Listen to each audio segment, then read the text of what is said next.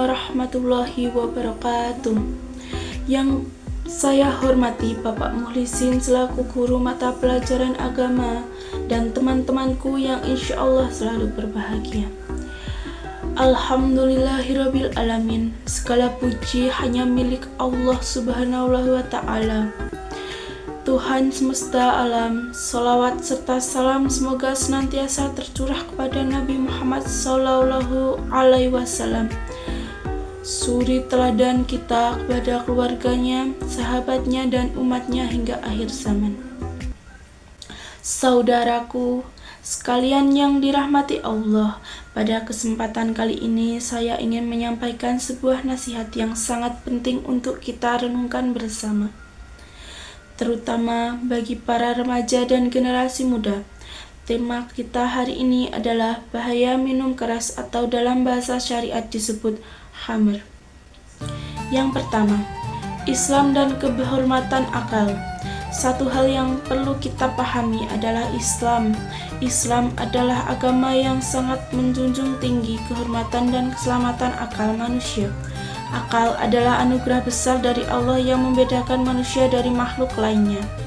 Yang membedakan manusia dari makhluk lainnya adalah dengan akal kita bisa membedakan baik dan buruk, halal dan haram, dan manfaat dan mudarat.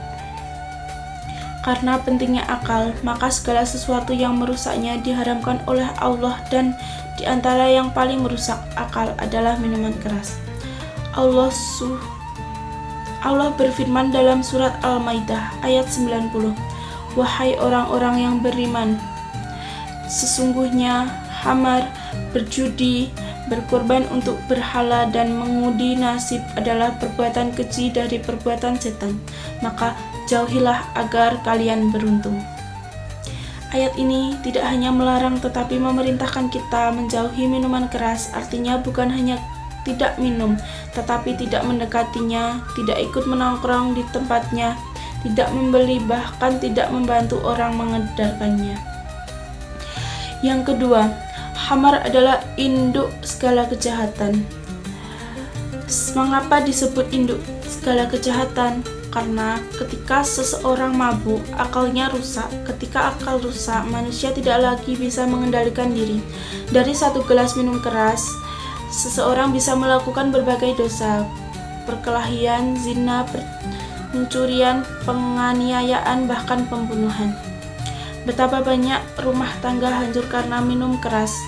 Betapa banyak anak kehilangan orang tuanya karena kecelakaan akibat mabuk. Betapa banyak remaja kehilangan masa depannya karena terjebak dalam pergaulan yang salah. 3. Bahaya minuman keras di kehidupan nyata. Saudaraku, mari kita lihat kenyataan di sekitar kita. Berapa banyak kasus kriminal yang sangat diawali dengan mabuk. Berapa banyak kecelakaan lalu lintas yang merenggut nyawa hanya karena mengedarkan minuman alkohol. Berapa banyak remaja yang akhirnya terlibat narkoba karena awalnya cuma coba-coba minum. Minuman keras seperti pintu kecil menuju kerusakan besar. Orang yang memulai dan mencoba-coba lama-lama menjadi kecanduan. Dari minuman keras, seseorang bisa beralih ke narkoba yang lebih berat. Dari nongkrong biasa menjadi tawuran dan tindakan kriminal lainnya. Minuman keras bukan hanya merusak tubuh, tetapi merusak akal, moral, dan hubungan sosial. 4. Kerusakan moral dan sosial. Dalam keadaan mabuk, seseorang kehilangan perasaan malu, padahal rasa malu adalah bagian dari iman. Mabuk membuat orang berteriak tanpa sadar, melakukan pelecehan, memakai kata-kata kotor, dan mengabaikan norma agama dan masyarakat. Seseorang yang mabuk bisa menyakiti keluarganya tanpa sadar, mengabaikan kewajiban agamanya, menghabiskan uang untuk sesuatu yang tidak bermanfaat, merusak nama baik diri sendiri dan keluarga.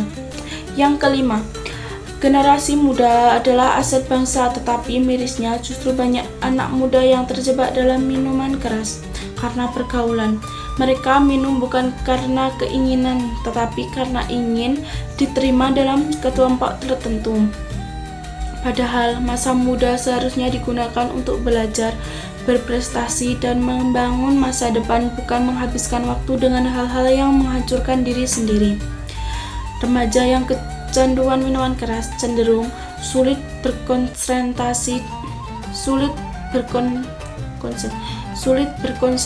di sekolah, menjadi malas, kerusakan kesehatan, sulit mengontrol emosi, dan kehilangan arah hidup.